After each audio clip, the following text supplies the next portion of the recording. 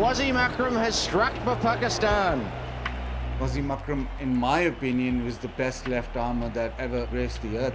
Nearest to unplayable as you can possibly get. He had it all. He had that reverse swing. He bowled phenomenally with the new ball, and he hit the bat so high, so hard. He sort of hit the splice all the time, and he knew when to sort of rein it in and when to really go at the batsman. Wasim Akram. Oh, very full delivery. He's out. He's out. Andrew Jones is out. LBW, a very full delivery, hitting Jones on the foot. And that's dead. Absolutely out. When you talk about Pakistan's history, he's the best ever. Some people say arguably. So for me, he is one of the best left-arm fast bowler because he had everything. Quick arm action, he could do so much with the new ball, and his bouncer was lethal. And with the older ball, we all know what he could bring on the table. When you talk about Wasim Akram, I think he was one of the best cricketers the world of cricket ever produced. I mean, amazing talent. He was the kind of bowler you never want to face.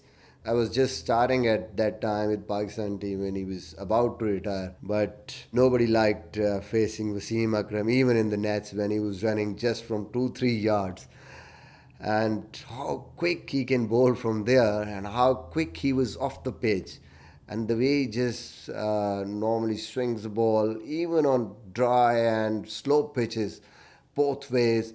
And then with that short run-up, even zippy.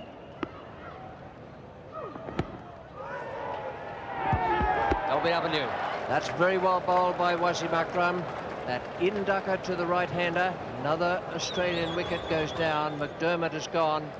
He was ahead of his time. He would bowl left arm over the wicket, but he'd also bowl a lot around the wicket, and not many people did that then. And then he could get the ball to swing in both directions very quickly. He ran through the crease, not illegally, but he just skipped through, had very light feet. He seemed to be about 17 yards away when he let go of it. And he could bat as well. So he is the sort of identikit of the perfect one-day cricketer, World Cup cricketer, not a bad Test cricketer either.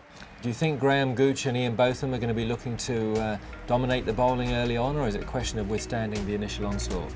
Difficult to do that against Akram and Aqib. Both are very experienced and very, very fine bowlers.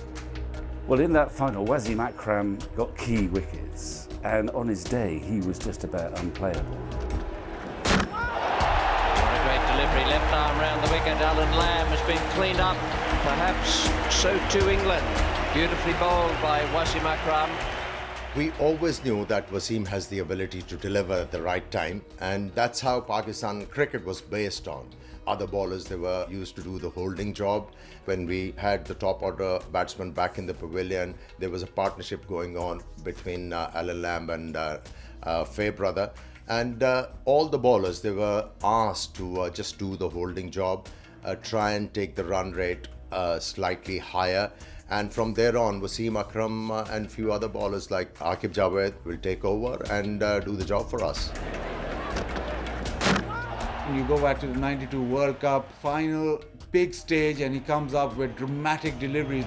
Wasim Akram brought back just for that purpose. Lamb and Fairbrother had stuck on Pakistan, and now Wasim Akram removes Lamb for 31. Deliveries which are forever entrenched in the memories of everyone. The one that gets Lamb, the one that gets Lewis reverse swing at his best. Wasim Akram is on a hat-trick. Again, left arm around the wicket. Wasim Akram was, more famous for reverse swing, and he managed to get a ball that was probably never going to be more than 25 overs old, however old it was, because you had one at each end to reverse swing. It was devastating really for our batting, because that ball changes direction very late on, and Wasim in those days was probably about 90-mile-an-hour bowler, so very, very difficult. And he bowled Alan Lamb with an absolute beauty, and then the next ball, thinking Chris Lewis maybe been paying attention and seeing which way that one has swung it the other way and got the inside edge and bowled him as well. Pakistan players here, the spectators in the Ada, and I suspect millions back home are dancing in absolute joy. The feeling was we got the trophy in our hands. That was the feeling. It's job done. And we were expecting that from Wasim Akram, and the plan was this, that he's going to come run the stumps and he's going to entice the batsman into covering the off stump, and we all knew that he's going to deliver. That's up in the air, he's getting under it. This could be victory, it is. Pakistan win the World Cup. A magnificent performance in front of 87,000 people. Imran Khan has led his side to victory. What a great victory. Their momentum in this tournament has grown and grown and grown, and they've timed their best form absolutely perfectly. And the man for me who's made this possible today, although it has been a team effort, has been Wasim Akram. 33 runs at a crucial time at the end of the Pakistani innings. Gave them the total they needed. 3 wickets as well. He was the man of the moment. I personally think that he was one of the best in Pakistan, and also if you look at the whole world, he was one of the best all-rounders the world cricket has ever produced.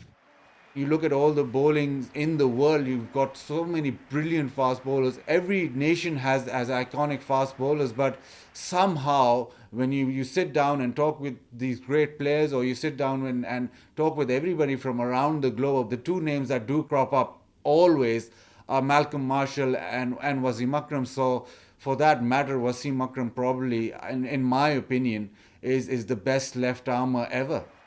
When you're talking about impact of Wasim Akram on Pakistan's cricket, till today, the highest number of left-arm fast bowler the country has produced, it's Pakistan. So you don't need to say anything more. The reason why they were such a strong side, I'd say, is the potency of their bowlers. Just think, Wasim Akram was there, Imran, fantastic attacking bowlers, Aqib Javed, he was there as well. And in a sense, that's what won them the World Cup. The bowlers cut loose. It just shows you, actually, that in a World Cup, if you've got some potent attacking bowlers, you're nearly always in the game.